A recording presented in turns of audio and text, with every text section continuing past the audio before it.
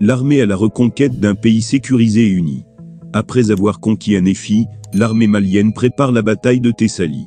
Une étape stratégique dans la reconquête du Nord, et, surtout, de Kidal. La mise en œuvre de ce processus n'est pas sans obstacle, car les groupes armés terroristes, ennemis de la paix, cherchent à tout prix à perturber le déploiement des puissants aéronefs des vaillants soldats des FAMA à l'aéroport de Thessalie. Cependant, les fils et filles dignes des braves soldats de l'armée malienne restent debout et vigilants, prêts à faire face aux tentatives terroristes. Ces derniers jours, des frappes aériennes ciblées les 17 et 18 octobre 2023 ont visé avec succès des véhicules terroristes dans les secteurs de Kidal, considérés comme le fief des rebelles de la coordination des mouvements de la Zawa, CMA, ainsi qu'à Thessalie.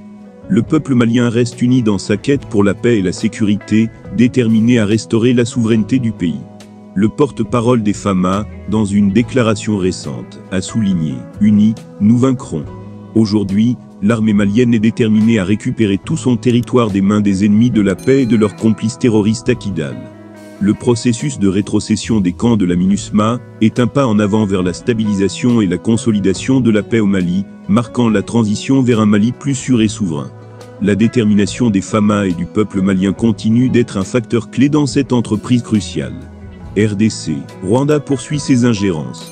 Le président de la République démocratique du Congo, RDC, a réuni ce 18 octobre 2023 à Kinshasa, les officiers supérieurs de l'armée congolaise autour d'un repas.